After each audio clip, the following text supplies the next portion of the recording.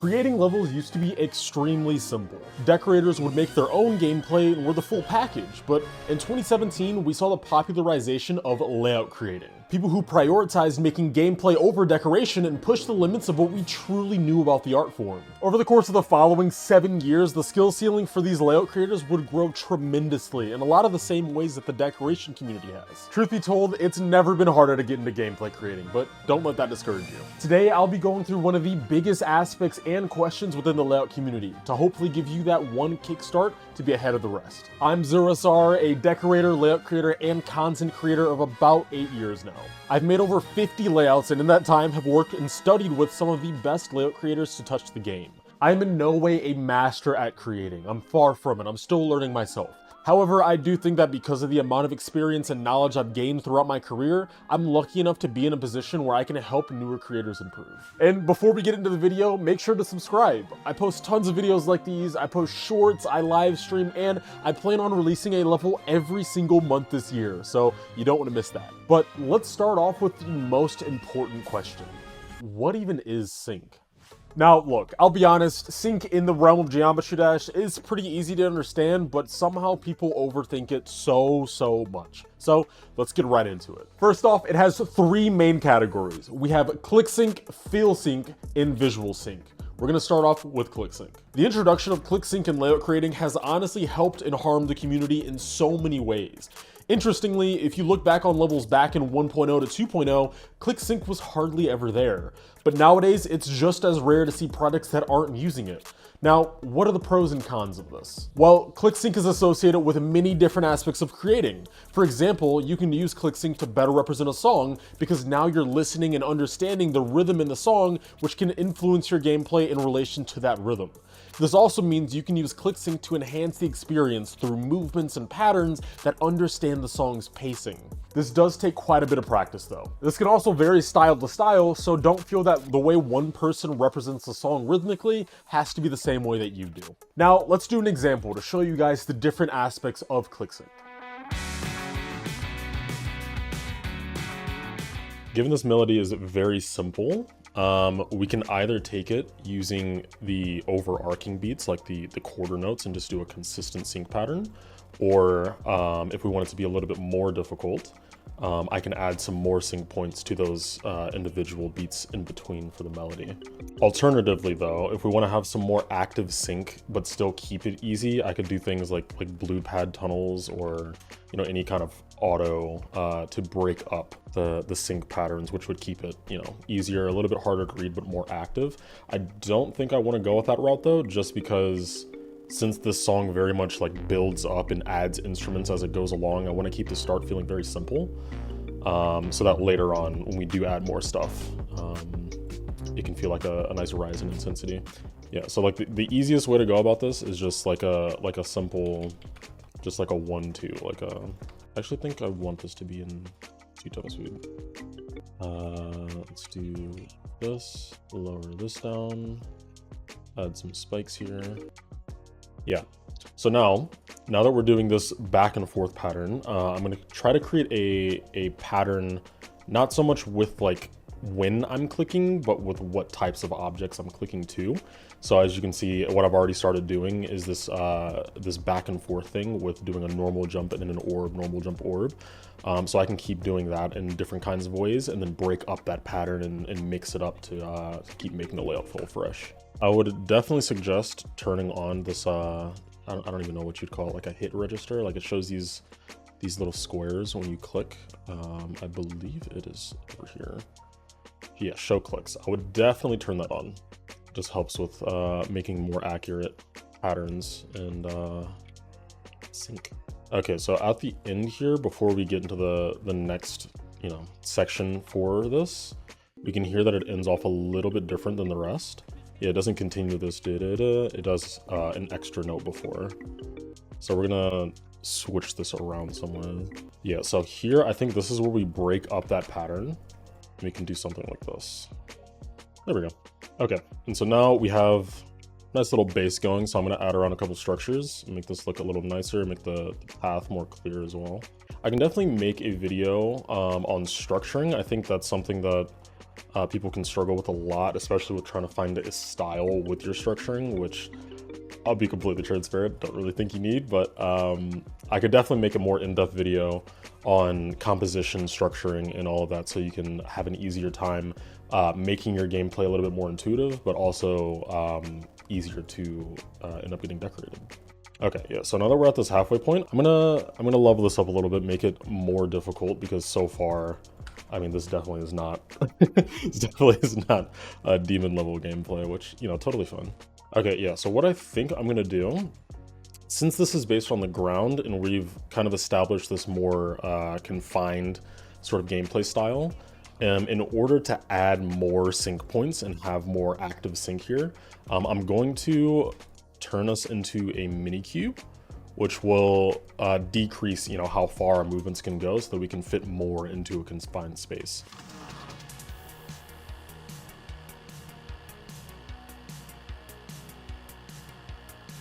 Move both of these to the right. There we go. Okay. So what I'm going to do, I think, is just continue the same kind of this flowy gameplay that we've already established, but instead of doing every other beat, I'm going to do all 3 beats.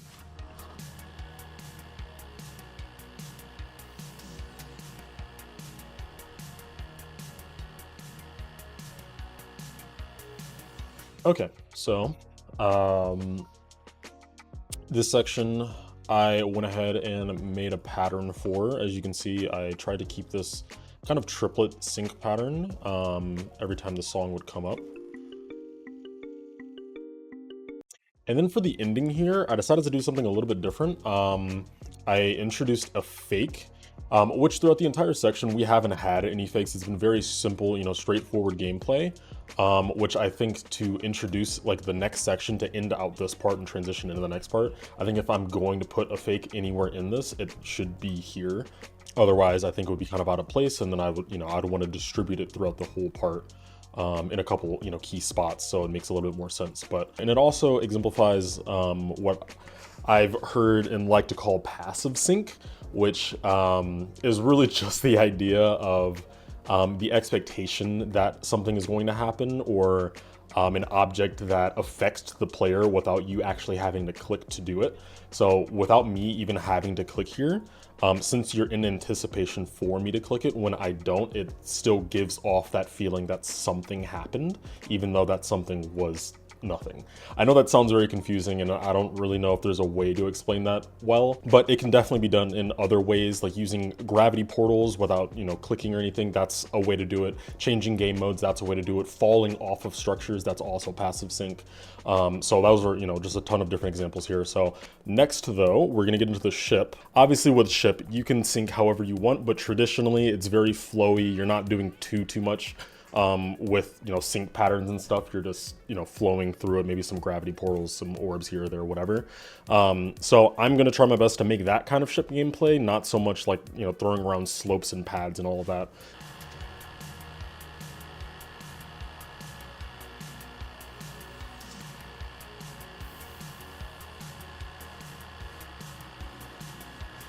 I went ahead and made the ship. And since the sync, like I was saying earlier, is a little bit more passive, since we're syncing to only this this major note that we're hearing throughout, I went ahead and thought up this, you know, this kind of structuring thing just to make it a little bit more interesting. By thought up, I completely mean I've copied it from about 10 billion other levels that did it. However, obviously making just basic ship gameplay is perfectly fine as well. But for example, I just wanted to make something to kind of show that, like, if you don't have things that you can do with sync to make it all that interesting, you can do different things like structuring or, you know, gameplay concepts that can push it to that next level for you.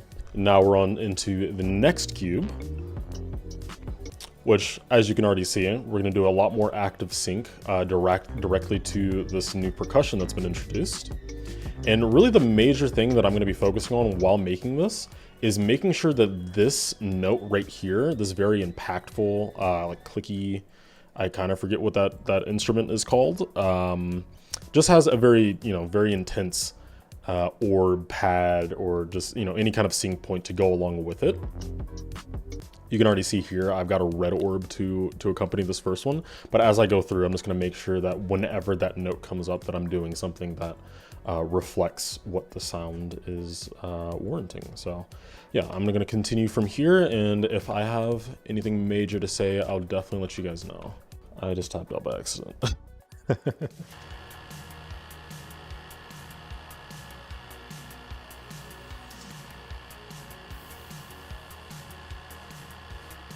So for this next section, now that we're on to really the most like intense part of this whole song, if you can call it that, I decided that I'm gonna go with some kind of, I don't wanna call it gimmick, but more so just a click pattern, which I guess you could call a motif. Listening to the song, this is the first part where we get this new vocal chop that gets introduced, which I think has a very clear pattern with how it's trying to portray itself with the 1, 2, and then da-da-da, whatever goes in between.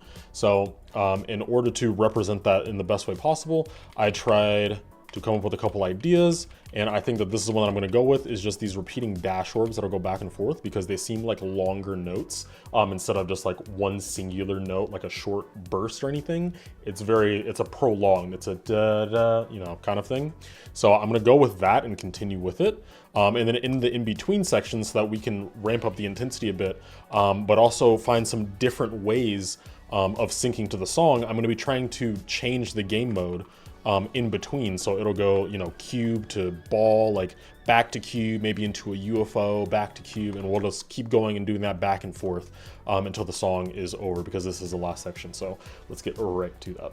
One really major thing that I do want to highlight here as I'm making this section is that when you're making these kinds of sync points, what you want to look into is having foresight with your clicks and your movements here. So like while making this ball part, for example, at first I was gonna have, you know, a click here and then a click here, but I couldn't quite figure out like what this third click would be. Like maybe it was going to be a blue orb or like a pad or something, but nothing was really feeling right. And so then I kind of realized that the reason that happened is because, you know, the setup into it wasn't doing me any favors, because listening to the song, it was 1, 2, 3, and then a little bit later, you know, you get back into the dash orbs, and that amount of spacing, at least for what I was trying to accomplish, didn't really work out right. So instead of, you know, letting the icon like fall all the way down after this click, I just added a pad here.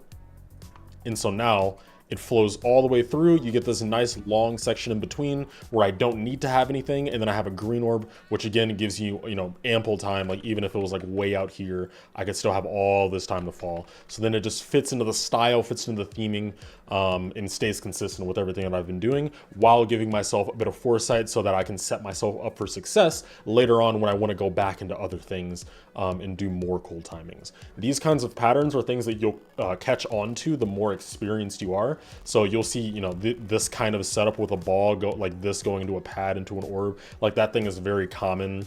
A lot, you can see back here, a lot of things like these 3 orbs together, or, you know, jumping into an orb that, you know, that is a part of a structure. Like these are all patterns that I've recognized over time. So when I hear things in the song that warrant those kinds of movements, I automatically know some things that I can do to start off with, or just go right along with, you know. That is just a thing to keep in mind while you're building, is understanding these patterns and having a little bit of foresight with your movements. So you're not just thinking like, okay, so, you know, I'm gonna do this click and then this click and then this click. Like you should think about it as one smooth thing that goes all the way through. Dick, I think this is done.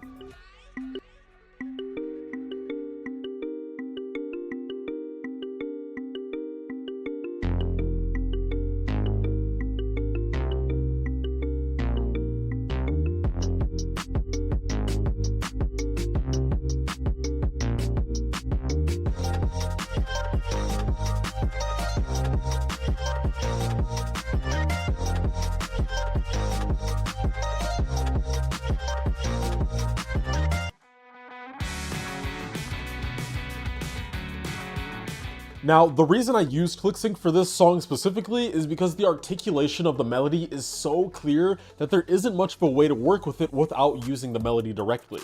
Now, I don't believe it'd be impossible. In fact, I fully implore you guys to try your best to use this song without using ClickSync. But for the overwhelming 99%, using ClickSync in this case is gonna be the best choice.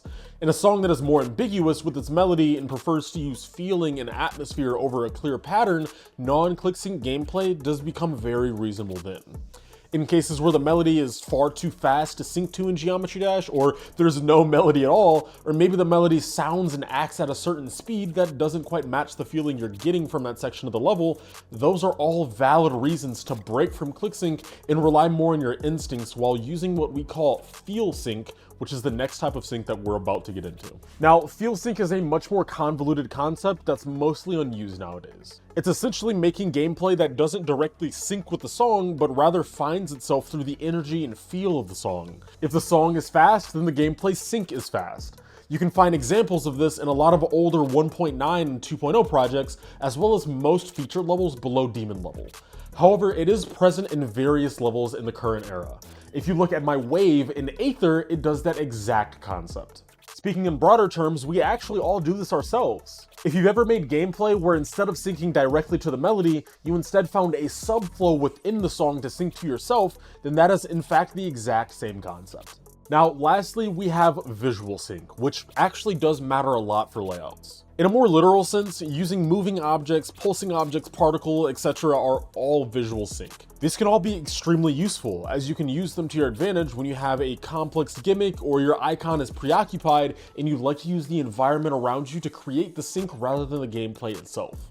But on a more technical level, we also talked about passive sync. This is player movement or obstacles that indirectly affect player movement that can also be considered visual sync. The player falling off of a block with no inputs given, continuous gravity portals, changing game modes. There are tons and tons of examples of this. Now, as a bonus, we also have one more niche category we can talk about. This is a concept called bi-sync, which is actually another subset of ClickSync. Bi-sync is when sync can actually love both. Nah, I'm just kidding, I'm kidding.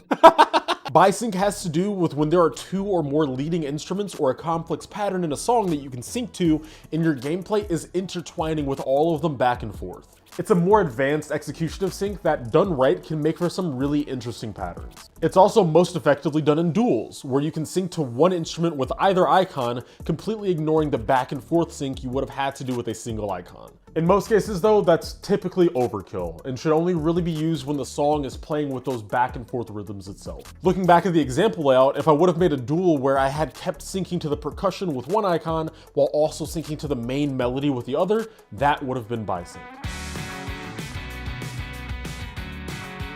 Now, I'll be transparent with you all. Layout creating is an art form that will only grow as time passes. So, as helpful as this video might have been to you guys, as time goes by, it will get more and more outdated.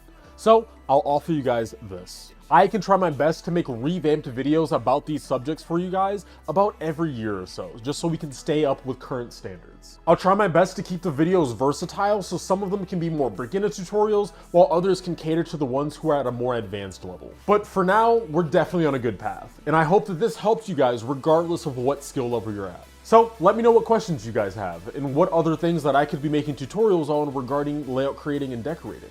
If there are any concepts I didn't touch on, or concepts that you'd want me to go more in depth with in a more dedicated video, then please comment them down below. But that's it for me for now.